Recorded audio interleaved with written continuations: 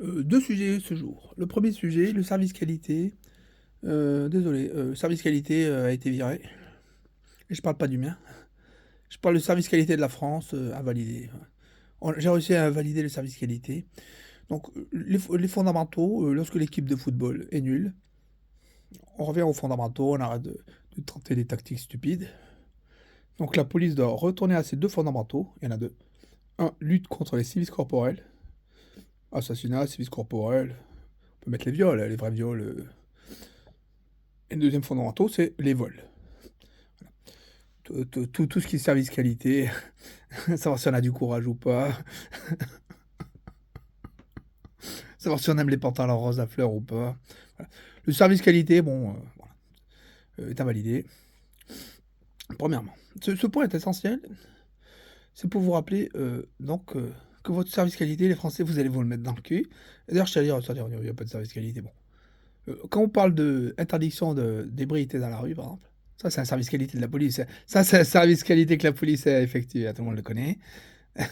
D'abord, c'est comme les chasseurs.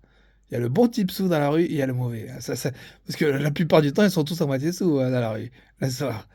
Mais il y en a toujours un qui est le bon sous et il y a l'autre qui c'est le mauvais sous. Donc, ébriété dans la rue. Après, il y en a d'autres. Attentat à la pudeur. Les personnes toutes nues. Ça, c'est les services qualité. Ça veut dire, ouais, non, mais là, ils ont raison. Donc, service qualité, moi je dis, ce n'est pas fondamental. Voilà. Le fondamental, c'est même l'erreur. L'erreur que fait la police, c'est d'aller vers le service qualité. Avoir le bon citoyen, le bon chien d'élevage, pour le concours de beauté des chiens. Pour moi, c'est une erreur parce que c'est pas le fondamental de la police. La police, le fondamental, ça va être lutter contre les sévices corporels, jusqu'à l'assassinat ou la spoliation. Spoliation corporelle, mutilation, esclavagisme, exploitation, et lutter contre, bien sûr, le vol. À nouveau, spoliation, on peut remettre exploitation et toutes ces conneries. Et, une fois que ça s'est fait, une fois que ça s'est maîtrisé, l'équipe de foot, à nouveau, joue bien. Et le service qualité, ça ne fonctionnera pas. Et si vous cherchez par ceux qui se pensent mal, ok, je suis mal éduqué, je suis mal instruit, je pue, je rote, j'insulte ta mère sur 3 générations, toutes les 2 minutes. Le service qualité, il va dire, oh, il a validé celui-là. Bah, merci de m'invalider le service qualité. Voilà. Merci, vous avez raison, c'est vrai. Je ne peux pas passer ce concours. Je ne passerai pas. Je ne le passerai pas, le service qualité. Je ne serai pas un certifié conforme.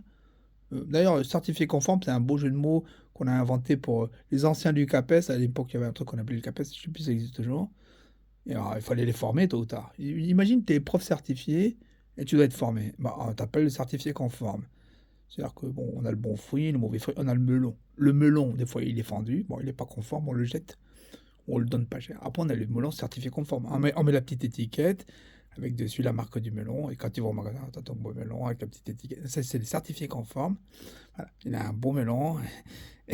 Les certifiés conformes, euh, bon, on le voit où? Bon, on le voit souvent entre l'école maternelle, primaire, le lycée, collège, elle essaie de se rappeler qui il est, qu'est-ce qu'il faut là, un peu mince. Pourquoi j'ai 45 ans et je erre dans les couloirs comme un enfant de 3 ans et demi? Parce qu'on est en train de te former. Et c'est là que j'arrive au deuxième sujet. Le deuxième sujet du jour. Pourquoi, absolument, ils ont ce besoin de laver la cervelle, nos dirigeants? Certains, vous pensez que c'est vraiment pour vous faire du mal? C'est contre vous personnellement? C'est pour vous voler? C'est pour vous réduire en esclavage? C'est pour que vous soyez sage? Pour que vous fassiez pas de terrorisme? Qu'on vous raconte n'importe quoi?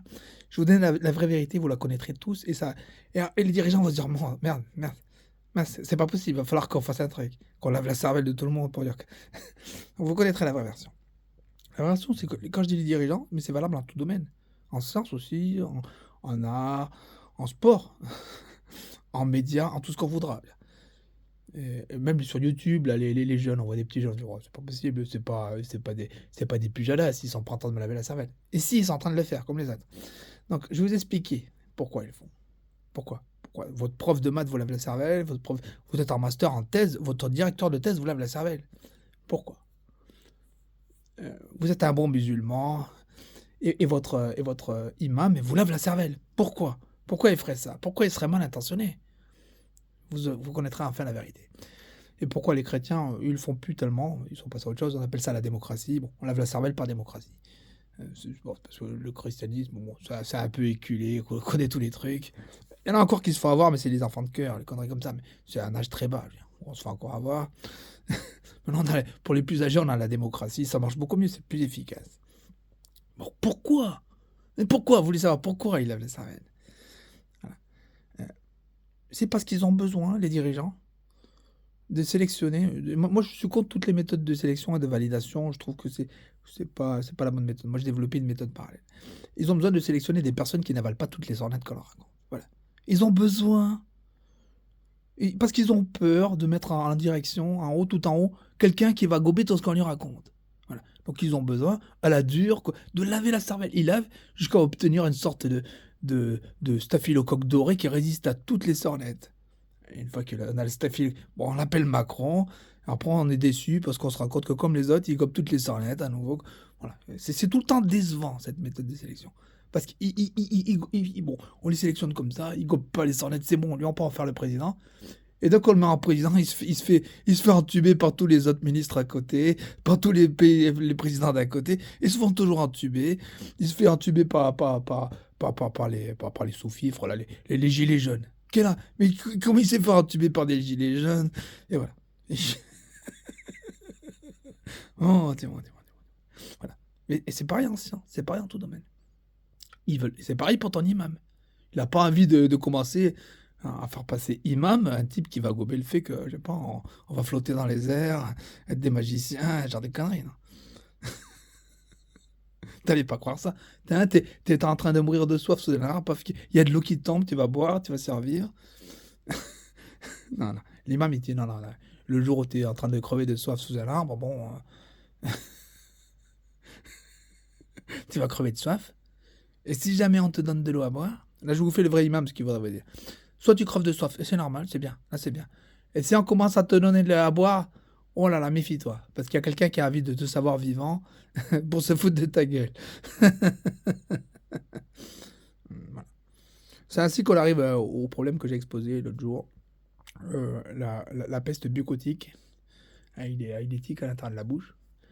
D'ailleurs, je tiens à dire que l'adipocyte graisseux est un peu comme une tique, c'est un peu pareil. Peut-être je vais vous raconter cette histoire après la peste buccotique. Donc, la peste buccotique, on a des tiques. Les tiques, c'est des trucs qui se gorgent de sang et gonflent d'un coup. Et la peste buccotique, on a pu résoudre que finalement, on a pu être sauvé par des corbeaux. Parce que les corbeaux peuvent manger des tiques. Et ils ont sorti un bec qui peut aller profond et attraper les tiques. Mais la question se pose dans la peste buccotique dans laquelle on a été sauvé par les corbeaux. Est-ce que c'était des corbeaux dressés par des hommes pour nous sauver? Ou est-ce que les corbeaux sont venus d'eux-mêmes nous sauver? C'est pas la même question. C'est pas pareil. Donc, en présence de peste buccotique, si le corbeau est venu de lui-même nous sauver, nous, en bouffant les tiques, c'est qu'il aime bien qu'on soit là, à l'époque. Parce qu'il sait qu'on lui fournit régulièrement les cadavres. Vu qu'on est des débiles profonds, on se bat tout le temps, on fournit des cadavres au corbeau, il est content. Parce qu'il mange. Donc il est venu sauver celui qui donne les cadavres. Le corbeau. Parce qu'il n'est pas bête du tout. Alors que dans l'autre cas, dans le cas où c'est l'humain qui a dressé des corbeaux pour soigner sa peste buccotique, dans ce cas-là, c'est pas tellement le corbeau qui est si machiavélique. Et on peut pas trop le savoir alors. Est-ce que c'est le cas 1 ou le cas 2?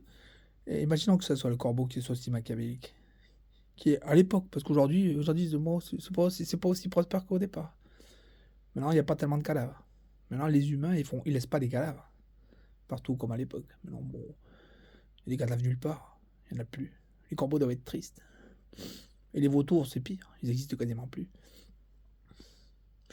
Donc, bon, voilà. Je vais parler d'adipocyte. L'adipocyte, j'ai conclu ça aujourd'hui, c'est que l'adipocyte, c'est une sorte de tique. Je ne l'ai pas conclu, mais depuis longtemps. Mais aujourd'hui, je vous apporte cette conclusion quand même de ma pensée. L'adipocyte, qu'on vous raconte n'importe quoi, les profs de fitness aussi. L'adipocyte est une sorte de tique. C'est une tique qui a l'espérance de vie de votre petit chien. Donc, voilà, c'est une tique. Vous avez des millions d'adipocytes sur vous. Vous avez des millions de tiques. C'est des cellules de graisse, les adipocytes. C'est des millions de tiques sur vous qui ont l'espérance de vie de votre petit chien. Elles peuvent être vides, ces cellules de graisse, comme une tique peut être vide de sang. C'est pas parce qu'elle est vide de sang qu'elle meurt. On va dire, la tique peut-être qu'elle meurt si elle est vide de sang, mais votre adiposite, il va survivre longtemps si elle est vide de graisse. Et donc, quand vous croyez prendre du gras, ou en perdre, des fois, vous prenez des adiposites. Mais la plupart du temps, quand vous faites votre régime, vous perdez du gras, ça se fait, vous ne perdez pas d'adiposites. Juste, ils sont vides, ils sont tout plats. Ils sont plats. Ils sont tout plats. Et à quel moment donné, ils meurent, les adiposites? Les adiposites meurent lorsqu'à un moment donné, ils ne servent à rien. C'est-à-dire que vous les remplissez pas. Mais imaginons, vous les réduisez vous les videz profondément, vos adiposites. Il n'y a plus de graisse, et ils sont tous là. Parce que vous venez de faire un régime qui dure 6 mois. Alors que vos adiposites, peut-être qu'ils ont l'espérance de vie d'un petit chien. Et encore, c'est une demi-vie, donc peut-être que dans les 6 mois, il y a peut-être quelques-uns qui sont morts, mais c'est assez peu probable. 6 mois, c'est déjà long. Vous avez perdu tout votre gras, bref. Vous allez manger, reprendre des forces. Vos adiposites vont tous se remplir. Imaginons qu'ils ne soient pas morts pendant la sèche, qu'il n'y en a aucun qui sont morts, très peu. Mais ils vont tous se remplir à rabord. Et une fois qu'ils sont à rabord, ils vont déborder. Et la coupe déborde. Qu'est-ce qu'on va faire? On va créer des nouveaux adiposites. C'est la raison pour laquelle la plupart du temps, les gens ont tendance à prendre du gras avec l'âge. Parce que l'adipocyte meurt difficilement. Les conditions qui font qu'un adipocyte peut se multiplier sont donc le fait que la coupe déborde, c'est la première raison. Et la deuxième raison, ça serait qu'il soit stressé. Stressé, parce que quand on est stressé, on a tendance à grossir. Alors, cette deuxième façon, je ne suis pas certain. Ça doit être vérifié si quand l'adipocyte est stressé, il se multiplie. Parce que j'ai l'impression que tous les organismes vivants, absolument tous, de la cellule jusqu'à l'animal complexe, lorsqu'il est stressé, il a tendance à se mettre en survie. Que même un suicidaire, on va prendre un homme suicidaire, même le plus dépressif des suicidaires, vous trouvez votre pote le plus dépressif et suicidaire possible. Vous lui envoyez un tueur à gages, Evil Dead, une connerie comme ça, il va essayer de survivre. Voilà. Il va essayer de survivre. Surtout s'il trouve les moyens intellectuels de le faire. Voilà. Surtout si vous lui mettez quelques pistes intellectuelles. Les moyens, d'un coup, il a une idée de génie qui va le permettre de se sauver et il sera sauvé. L'humain et également la cellule et l'animal, l'être vivant, lorsqu'il est stressé, le stress se met en position de survie. Il essaie de survivre à tout prix. Et parmi la survie, donc, il y a la multiplication. Et il y a aussi un autre truc, se gorger d'eau. Parce que l'adipocyte, il va se gorger d'eau pour obtenir la même taille. C'est comme une tique, imagine, elle n'a pas de sang, ben elle va pas de la flotte. Donc elle va se gorger d'eau, ça reviendra à peu près au même. On pense à être une tique pleine de sang, elle sera pleine de flotte. Donc, ma stratégie, je vous la donne, pour l'adipocyte. Vous faites votre cardio, activité cardio, en mangeant du sucre. Vous essayez de faire une prise de masse, parce qu'encore en sèche, lorsque vous faites une prise de masse pour prendre du muscle, vous essayez de la faire en gardant vos adipocytes à 90% maximum, 95%. Aussi de voir à la surface si ça perd la bonne façon. Il faut une acuité visuelle, vous voyez. Essayez de ne pas dépasser les 95% de remplissage des adipocytes. Si vous commencez à déborder, il faudra arrêter la prise de masse. Faire le cardio en mangeant du sucre. Pourquoi? Il faut lui faire comprendre à l'adipocyte qu'il sert à rien, qu'il est inutile. Que même dans l'activité cardio, il sert à rien. Parce que si vous comptez consommer de l'adipocyte pendant l'activité cardio, il se deviendra utile. Bah oui, je sers à quelque chose. Dans l'activité cardio, on m'utilise. Donc il va se multiplier. Non. Dans l'activité cardio, le carburant, ça doit être le substrat énergétique carburant. Dans l'activité cardio, il doit y en avoir deux. Un, le glycogène du corps. Deux, des fruits ou des boissons sucrées.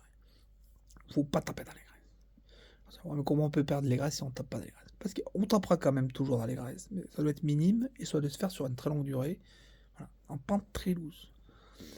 Et ça se fera toujours de toute manière. Mais c'est juste que ça se fait comme c'est comme ça. On les fout pas devoir les jeter dans la Seine, non. On attend qu'ils partent parce qu'ils trouvent que ce pays est un enfer. D'ailleurs, on en vient à ce point. Pourquoi ils sabordent ce pays, les dirigeants français? Parce qu'ils sont justement sélectionnés par un système de validation stupide que j'ai expliqué tout à l'heure. On veut sélectionner des personnes qui gobent pas des sornettes. Donc on finit par sélectionner en fait des profils maniaques et psychopathes. Et paranoïaques. Donc ils voient du mal partout, ils sont paranoïaques. Tiens, on est envahi, vite, on doit saborder le pays. C'est pour ça qu'on a un pays qui a été sabordé par ses dirigeants pour ressembler à une sorte. C'est pas un enfer. C'est pas un enfer. C'est juste un pays qui ne peut pas fonctionner. C'est comme un bateau. Un bateau qui coule, là, un bateau qui coule, c'est pas un enfer, un bateau qui coule pas forcément, si c'est juste qu'il avance pas. La France a une sorte de bateau qui coule doucement, qui n'avance pas, mais qui n'est pas forcément un enfer non plus, parce qu'il n'est pas en train de couler durement, là. Bon, c'est pas un Titanic, donc c'est juste un bateau qui a des gros trous, qu'on peut pas faire avancer vite, voilà, parce il a été sabordé par des personnes paranoïaques et maniaques, parce que voilà, voilà. Alors que l'ennemi, je veux dire, imaginons l'ennemi ne soit pas humain. Imaginons l'ennemi, c'est un corbeau. Le corbeau sera content de savoir que le pays est sabordé. Hein. Il sera content.